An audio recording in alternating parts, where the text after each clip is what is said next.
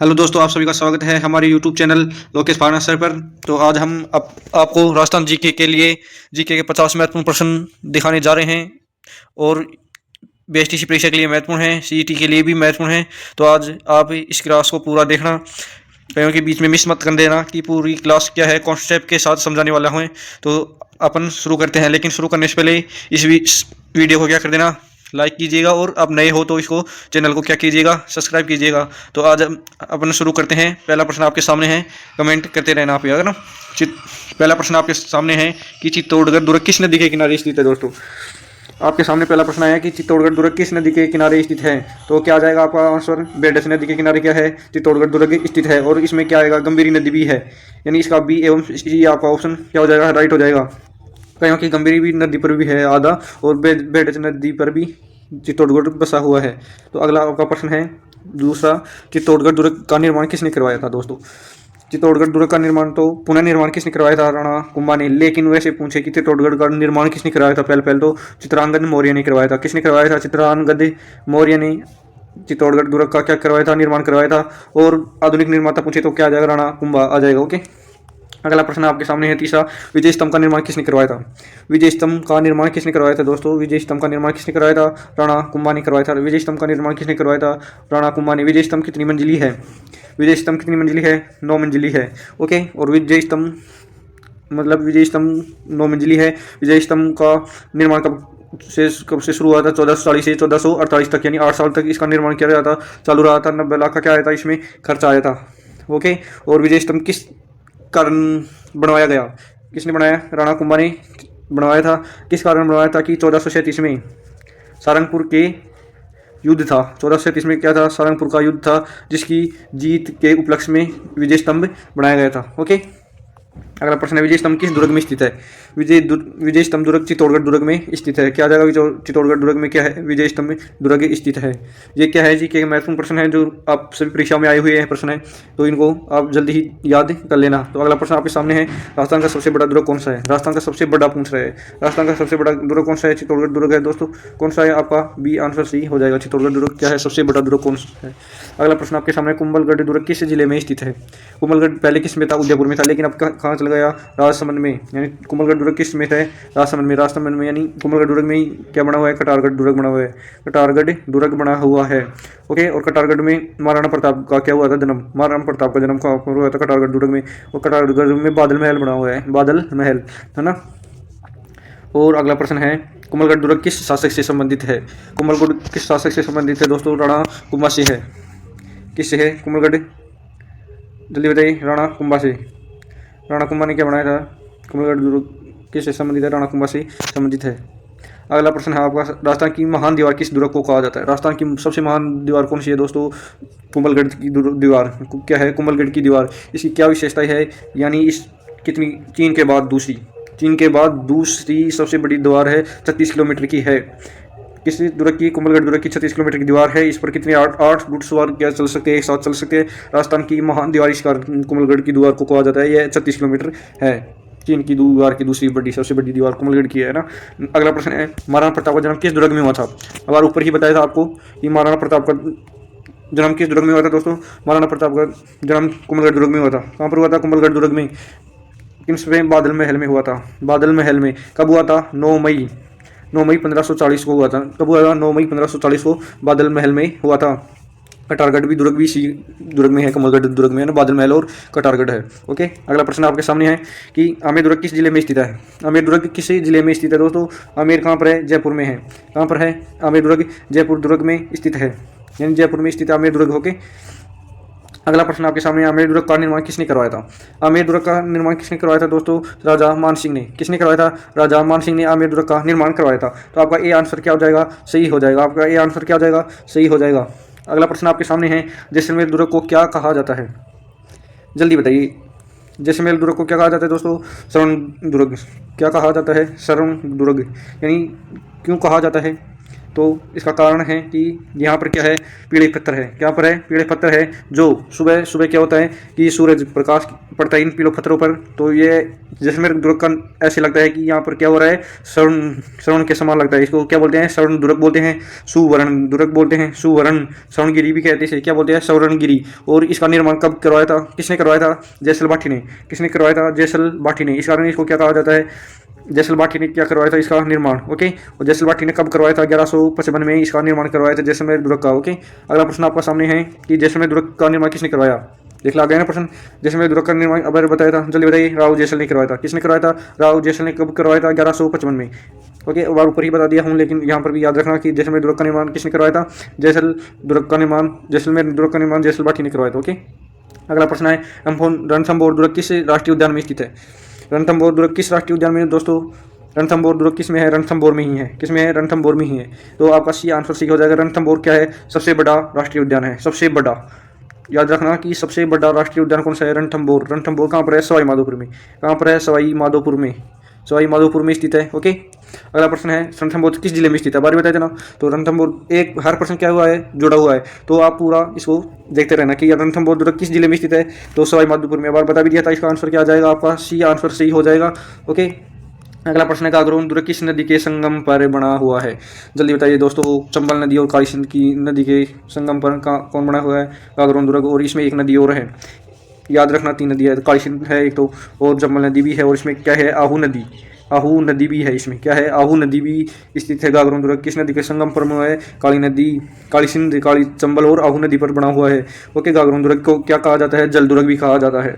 जल दुर्ग भी है ये, क्या है, जल दुर्ग। किस श्रेणी में आता है, जल दुर्ग होता है। इसके क्या है, 3 और क्या है, जल है। इसके की 3 और क्या है, जल है। और यह गागरोन दुर्ग कहाँ पर है, झालावाड़ में। कहाँ पर है, झालावाड़ में गागरोन दुर्ग है। ओके, अगला प्रश्न आपके सामने है गागरोन दुर्ग किस जिले में स्थित है। एक बार बताया था, जल्दी बताइए। गागरोन दुर्ग किस जिले में स्थित है, झालावाड़ में। किसमें है, झालावाड़ में। आपका क्या हो जाएगा, बी आंसर सही हो जाएगा, झालावाड़ में गागरोन दुर्ग है। 18वां प्रश्न आपके सामने है गागरोन दुर्ग को किस श्रेणी में रखा जाता है। पूरा कॉन्सेप्ट ऊपर समझा दिया, तो आप उत्तर दे दीजिए ना। तो आपका आंसर क्या आ जाएगा इसमें, गागरोन दुर्ग जल श्रेणी का है। कौन सा है, जल दुर्ग। और इसमें क्या है, पहाड़ी दुर्ग भी है ना, पर्वतीय एवं जल दुर्ग। कौन सा है, गागरोन दुर्ग। कहाँ पर है, झालावाड़ में। ओके, अगला प्रश्न आपके सामने है कि राजस्थान का एकमात्र पर्वतीय जिला, पर्वतीय जल दुर्ग कौन सा है। पर्वतीय जल दुर्ग कौन सा है दोस्तों, कौन सा बताइए था, गागरोन दुर्ग। क्या जाएगा इसमें, बी आपका आंसर सही हो जाएगा। क्या आ जाएगा, गागरोन दुर्ग। ओके, अगला प्रश्न है बूंदी दुर्ग को किस नाम से जाना जाता है। बूंदी दुर्ग को कौन से नाम से जाना जाता है दोस्तों, बूंदी दुर्ग को किस नाम से जाना जाता है। बूंदी कहाँ पर है, बूंदी को तारागढ़ में कितने किले हैं, तारागढ़ के नाम से 2 किले हैं। एक तो तारागढ़ कहाँ पर है, अजमेर में है। कहाँ पर है, अजमेर में। याद रखना, तारागढ़ कहाँ पर है, एक अजमेर में है, और एक कहाँ पर है, तारागढ़ बूंदी में भी है। यानी बूंदी दुर्ग को किस नाम से जाना है, तारागढ़ से। आपका ये आंसर क्या हो जाएगा, सही हो जाएगा। अगला प्रश्न है राजस्थान में सर्वाधिक बाजरा उत्पादन कहाँ पर होता है। दोस्तों ये आपको चक्कर घालता है, लेकिन इसमें क्या आ जाएगा, जोधपुर। आपका आंसर सही हो जाएगा। इसमें क्या होते हैं, हर साल क्या रहते हैं, वो बदलते रहते हैं। तो इसमें सर्वाधिक बाजरा उत्पादन तो कहाँ पर होता है, बाड़मेर में। कहाँ पर होता है, बाड़मेर में भी होता है, जोधपुर में भी होता है। लेकिन इसमें ऑप्शन में क्या आ रहा है, जोधपुर आ रहा है, तो ये आंसर सही हो जाएगा। लेकिन कहाँ पर होता है, बाड़मेर में भी होता है, अलवर याद रखना, अलवर में भी होता है। अलवर के बाद में क्या होता है, जयपुर में भी याद रखना। तो यहाँ पर हर साल आंकड़े बदलते रहते हैं इनके, लेकिन आपका ये आंसर सही हो जाएगा। इंदिरा गांधी नहर का उद्गम स्थल कहाँ है। इंदिरा गांधी नहर का उद्गम स्थल दोस्तों कहाँ पर है, सतलज नदी पर। सतलज नदी पर और हरी के बैराज पर स्थित है। यह पंजाब से कहाँ पर बहती है, पंजाब के हरी के बैराज से। हरी के बैराज कौन सा बांध है, हरी के बैराज। ओके, हरी के बैराज से बहती है सतलज नदी पर, है ना। और यह कहाँ से आती है, हनुमानगढ़ गंगानगर से आती है, हनुमानगढ़ से आकर बहती है। ओके, अगला प्रश्न आपके सामने है कि इंदिरा गांधी नहर मुख्यतः किस क्षेत्र को सिंचित करती है।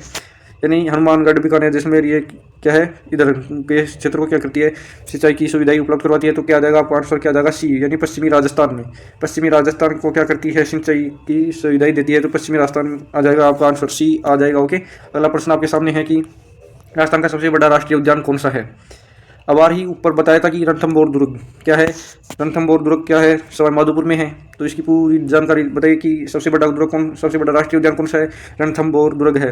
क्या है, सबसे बड़ा है। क्या है, सबसे बड़ा कहाँ पर है। अब ऊपर बताया था कि सबसे सवाई माधोपुर में स्थित है। सवाई माधोपुर में यह किसके लिए प्रसिद्ध है, एक प्रश्न बोल रहा था, किसके लिए बांध इसमें क्या है, भाग के लिए प्रसिद्ध है। इसमें क्या होते हैं, भाग ज़्यादा होते हैं ना, तो क्या आ जाएगा आपका आंसर बी, आपका आंसर हो जाएगा। यहाँ पर क्या है, भाग के लिए प्रसिद्ध है, यह भी प्रश्न याद रखना। ओके, अगला प्रश्न है कि 25वां है कि राजस्थान का सबसे बड़ा विद्युत ताप संयंत्र कहाँ स्थित है, कौन सा है सबसे बड़ा। पहले तो सबसे बड़ा पूछ रहे हैं ना, सबसे पहला नहीं सबसे बड़ा पूछ रहे हैं। तो दोस्तों छबड़ा, क्या आपका आंसर क्या जाएगा, सी आपका आंसर हो जाएगा। छबड़ा कहाँ पर है, छबड़ा बारां जिले में स्थित है। छबड़ा कहाँ पर स्थित है, बारां जिले में स्थित है। या कितना मेगावाट बिजली उत्पन्न कराता है, 2320 मेगावाट। 2320 मेगावाट क्या कराता है, बिजली उत्पन्न कराता है। और यह 6 यूनिट बिजली, यानी 6 यूनिट में पूछे तो कितनी, 6 यूनिट, याद रखना 6 यूनिट बिजली उत्पन्न करवाता है। 2320 मेगावाट क्या करता है, बिजली वह करता है। ओके, और सूरतगढ़, ये सूरतगढ़ का प्रश्न है कि पहला प्रश्न है सूरतगढ़ का, सूरतगढ़ तो क्या है, सूरतगढ़ पहला विद्युत ताप, मतलब आपसे पूछे कि राजस्थान का सबसे बड़ा नहीं पूछे कि बड़ा नहीं पूछे, ऐसे पूछे कि सबसे पहला विद्युत संयंत्र कौन सा है, तो सूरतगढ़। सूरतगढ़ कहाँ पर है, श्री गंगानगर में। सूरतगढ़ कहाँ पर है, श्री गंगानगर में स्थित है। सूरतगढ़ कहाँ पर है, श्री गंगानगर में स्थित है। लेकिन इसमें क्या पूछा है कि सबसे बड़ा पूछा है ना, तो बड़ा किसको करना है, छबड़ा। छबड़ा कहाँ पर है, बारां जिले में स्थित है, यानी आपका सी आंसर सही हो जाएगा। और ऐसे पूछे कि मान लिया बार नहीं पूछे कि अगला प्रश्न कि राजस्थान का सबसे पहला ताप विद्युत यंत्र पूछे, सबसे पहला कहाँ पर था, सूरतगढ़ में। लेकिन अब वर्तमान में सबसे बड़ा कहाँ पर है, छबड़ा में। छबड़ा 12 में पड़ता है। सूरतगढ़ कहाँ पर पड़ता है, श्री गंगानगर में पड़ता है। यह 6 यूनिट होता है, यानी और 2320 क्या करता है, मेगावाट बिजली उत्पन्न करता है। और ये 1600 ऐसे करता है ना, 16 से लगभग ऐसे उत्पन्न करता है। ओके, तो सबसे बड़ा ताप विद्युत यंत्र कौन सा है, छबड़ा। यानी दोनों इन प्रश्न, यह महत्वपूर्ण प्रश्न है, यह कंफ्यूज कर देता है कि सूरतगढ़ करते हैं लोग, यानी इसमें क्या आ जाएगा, छबड़ा आपका आंसर होगा। सबसे बड़ा पूछ रहे हैं तो छबड़ा। आजकल क्या करता है, प्रश्न घुमा के देता है, तो आप सतर्कता से देखिए, सबसे बड़ा पूछ रहा है, इसमें तो बड़ा तो क्या आ जाएगा, छबड़ा आ जाएगा। और सबसे पहला पूछे तो सूरतगढ़ याद करना। ओके, तो मैं इस प्रश्न को इतनी देर से क्यों समझा रहा हूँ कि आपको बढ़िया समझ में आ जाए कि आप गलती ना करें, है ना। तो यह प्रश्न महत्वपूर्ण था। और इसको एक बार 2 प्रश्न बन रहे हैं, इसमें लोग क्या होते हैं, कंफ्यूज होते हैं, तो इसलिए इसको इतनी टाइम में समझाऊंगा। ओके, तो अगला प्रश्न है कि सूरतगढ़ ताप विद्युत संयंत्र के जिले में स्थित है। अब आज बताया था ना ऊपर ने, पूरा कॉन्सेप्ट समझा देता हूँ, फिर आपके क्या आते हैं 1-2 प्रश्न और आगे आ जाते थे। तो उसका आंसर क्या जाएगा, श्री गंगानगर में क्या है, सूरतगढ़। सबसे पहला एक बार और समझ देता हूँ कि सबसे पहला सूरतगढ़ ताप विद्युत संयंत्र किस जिले में है, श्री गंगानगर में है। तो क्या है, सबसे पहला था, सबसे पहला कहाँ पर है विद्युत संयंत्र, तो सूरतगढ़ में ही स्थित है ना। और अब वर्तमान में मतलब सबसे बड़ा विद्युत संयंत्र कौन सा है, छबड़ा। छबड़ा कहाँ पर है, 12 में। तो इसको प्रश्न को क्या कर लेना है, याद ही कर लेना है, ये सबसे महत्वपूर्ण है, 2-3 बार परीक्षाओं में पूछा गया है। ओके, और अब बांध के प्रश्न आते हैं कि राजस्थान का सबसे बड़ा बांध कौन सा है। राजस्थान का दोस्तों सबसे बड़ा बांध कहाँ पर है, राणा सागर बांध है। राणा सागर बांध क्या है, सबसे बड़ा है, क्या है, सबसे बड़ा। और दूसरा सबसे बड़ा पूछे, सबसे बड़ा इसमें याद रखना कि ये प्रश्न ऐसे दे रहा हूँ कि परीक्षाओं में आई हुई है, लोग क्या हो जाते हैं कंफ्यूज। सबसे बड़ा तो पूछे तो क्या आ जाएगा, राणा सागर बांध, राणा प्रताप सागर। और सबसे लंबा पूछे, सबसे बड़ा तो कौन सा है, राणा प्रताप सागर। और सबसे लंबाई के आधार पर पूछे तो सबसे लंबा माही बजाज सागर बांध है। माही बजाज सागर माही नदी के किनारे स्थित है। माही सागर बांसवाड़ा में है, या कहाँ पर है, बांसवाड़ा में माही सागर बजाज सागर बांध। और सबसे बड़ा और दूसरा सबसे बड़ा कौन सा है, माही बजाज सागर दूसरा सबसे बड़ा है। और सबसे लंबा माही बजाज सागर बांध है। तो सबसे बड़ा पूछे तो राणा प्रताप सागर, आपका आंसर सही हो जाएगा। अगला प्रश्न है, माही बजाज सागर बांध किस नदी पर स्थित है, माही नदी पर। अब ऊपर बता दिया ना, तो मैं पूरे प्रश्न आपको ऊपर एक प्रश्न में पूरे 5-7 प्रश्न करवा देता हूँ कि आपको याद रहेगी, यानी तो क्या जाएगा आपका आंसर बी, आपका आंसर सही हो जाएगा। माही नदी में, माही बजाज सागर बांध किस नदी पर है, माही नदी पर स्थित है। ओके, अगला प्रश्न स्थित है, माही बांसवाड़ा में है ना, बांसवाड़ा याद रखना। ओके, तो अगला प्रश्न है, बिशलपुर बांध किस नदी पर बना हुआ है। बिशलपुर बांध दोस्तों बनास नदी पर बना हुआ है। बनास नदी पर बिशलपुर बांध, यानी बी से बिशलपुर, यानी बी से बिशलपुर, वैसे बनास, ऐसे याद रख लेना आप। ओके, बोलोगे नहीं, वैसे बिशलपुर बांध, वैसे बनास, ऐसे याद रखना। तो बनास नदी पर बिशलपुर बांध बना हुआ है। ओके, अगला प्रश्न आपके सामने है कि आप क्लास को पूरा देख लेना, पूरा प्रश्न याद हो जाएंगे, आराम से देखना, टाइम लगेगा, लेकिन एक प्रश्न को क्या समझना है, कॉन्सेप्ट के साथ समझना है। तो आपको अगला प्रश्न, एक ही प्रश्न में 2-3 प्रश्न करवा रहा हूँ, है ना। तो अगला प्रश्न है, राजस्थान में सर्वाधिक वन क्षेत्र किस क्षेत्र में, सर्वाधिक क्या पूछा है, सर्वाधिक वन क्षेत्र। सर्वाधिक कहाँ पर है भाई, उदयपुर में। सर्वाधिक उदयपुर में है। तो न्यूनतम किस में है, न्यूनतम पूछे कि न्यूनतम वन क्षेत्र का वाला जिला कौन सा है। तो न्यूनतम कहाँ पर है भाई दोस्तों, चूरू में। कहाँ पर है, चूरू में सबसे क्या है, न्यूनतम है। और सर्वाधिक पूछे तो क्या जाएगा आपका आंसर, सर्वाधिक उदयपुर में। ओके, अगला प्रश्न है कि बेगू किसान आंदोलन किस क्षेत्र से संबंधित था। बेगू कहाँ पर है दोस्तों, चित्तौड़गढ़ से। तो आपका आंसर भी, आपका आंसर क्या जाएगा, वेरी महत्वपूर्ण प्रश्न है कि बेगू किसान आंदोलन किस क्षेत्र से संबंधित है, कि चित्तौड़गढ़ से। ओके, अगला प्रश्न है, महाराणा प्रताप का जन्म कहाँ हुआ। यह प्रश्न आपको पहले ही बता चुका हूँ, लेकिन और बता देता हूँ। और महाराणा प्रताप का जन्म कहाँ हुआ था दोस्तों, महाराणा प्रताप का जन्म कहाँ पर हुआ था, कुंभलगढ़ में। कहाँ पर हुआ था? कुंभलगढ़ दुर्ग में महाराणा प्रताप का जन्म हुआ था। कुंभलगढ़ दुर्ग में भी कौन सा कटारगढ़, ओके, कटारगढ़ में भी बादल महल में, बादल महल कटारगढ़ कहाँ पर बना? कुंभलगढ़ दुर्ग में ही है। कब हुआ था? 9 मई 1540 को हुआ था। ओके, तो अगला प्रश्न आपके सामने है कि राणा कुंभा की उपाधि क्या थी? राणा कुंभा की कौन सी उपाधि थी? यह प्रश्न क्या है? महत्वपूर्ण है। यह रीट 2022 में प्रश्न पूछा गया था कि राणा कुंभा की उपाधि क्या थी? क्या थी दोस्तों? कविराज उपाधि थी। कौन सी है? डी। आपका आंसर क्या हो जाएगा?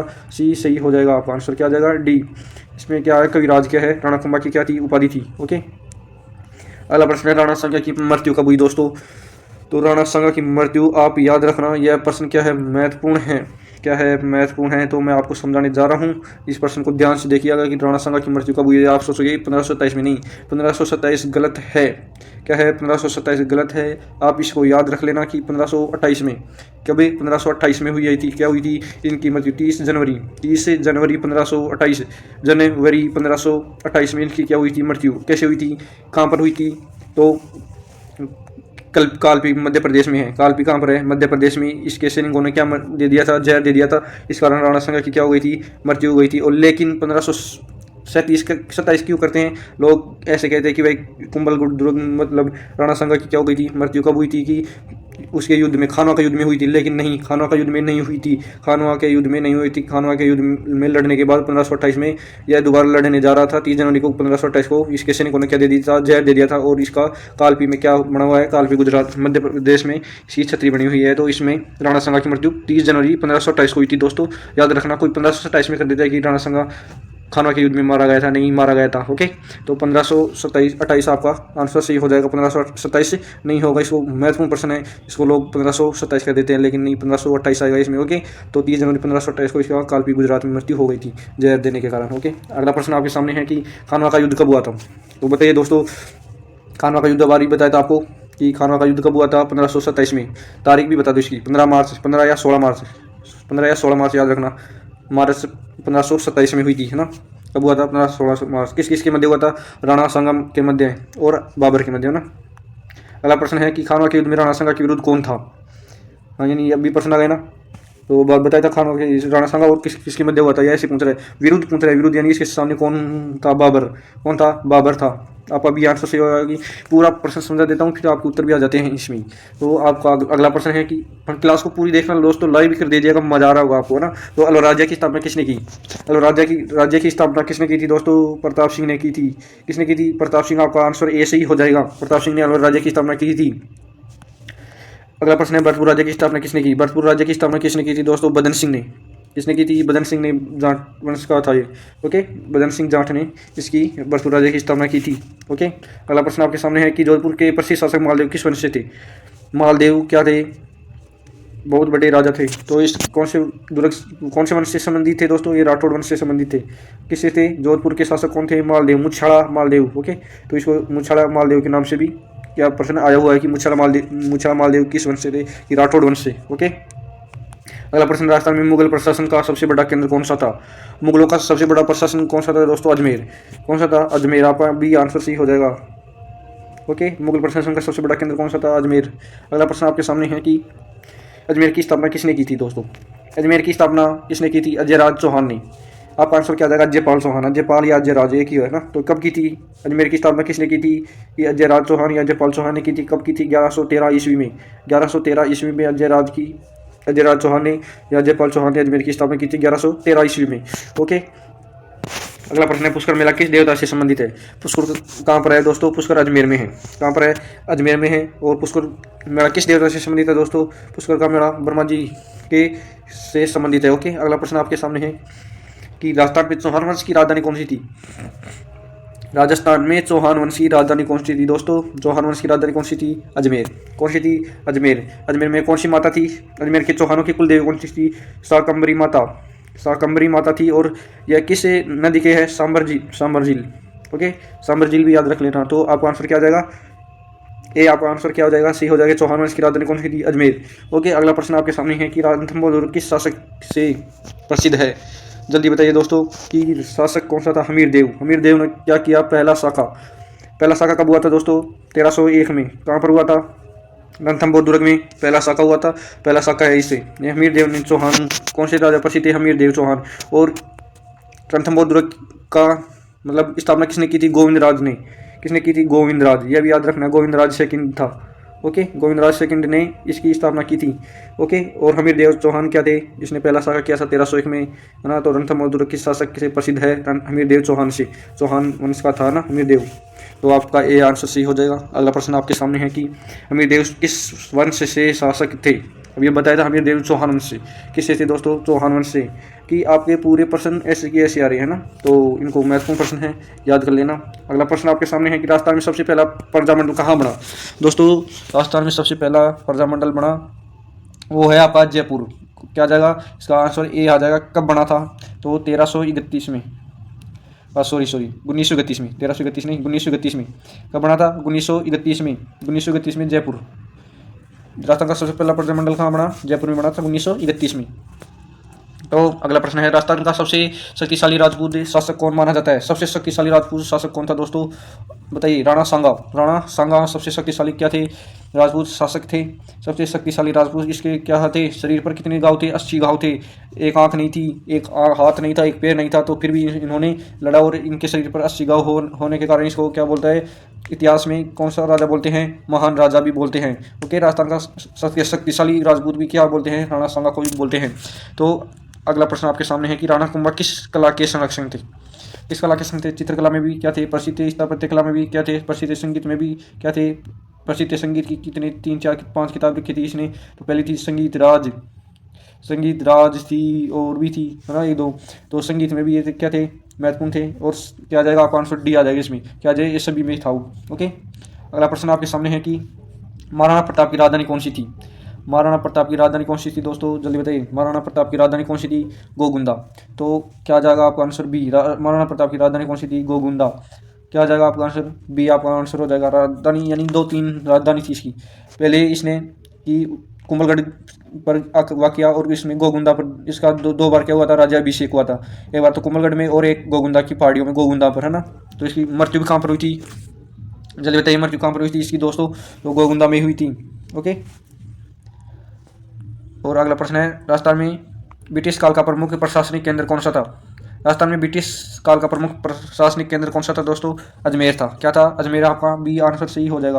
आपका आंसर क्या जाएगा? बी सही हो जाएगा दोस्तों। और आपको एक बात बताना चाहता हूँ कि पूरे 50 प्रश्न हो गए हैं, महत्वपूर्ण प्रश्न हैं। तो पीडीएफ चाहिए तो आप इन प्रश्नों की पीडीएफ चाहिए तो इन पर व्हाट्सअप कर सकते हैं, मैसेज कर सकते हैं, या कॉल भी कर सकते हैं। तो आपको यह पीडीएफ पूरी ऐसे की ऐसे मिल जाएगी। इनको याद कर लेना। महत्वपूर्ण प्रश्न हैं पूरे ही। जीईटी में, सीईटी के लिए प्रश्न है, बीएसटीसी के लिए क्या है? महत्वपूर्ण है। बीएसटीसी में तो ऐसे की ऐसे प्रश्न उठा के दे देता है। तो 50 में से 10% तो बीएसटीसी में मिल भी जाते हैं, 1-2% तो मिल रहेंगे जरूर इस क्लास में भी, 1-2, यानी पूरे 50 महत्वपूर्ण प्रश्न क्या है? महत्वपूर्ण है। इनको जरूर याद कर लेना। तो अगली क्लास के लिए इंतजार करना। ओके, तब तक के लिए आपका धन्यवाद। ओके।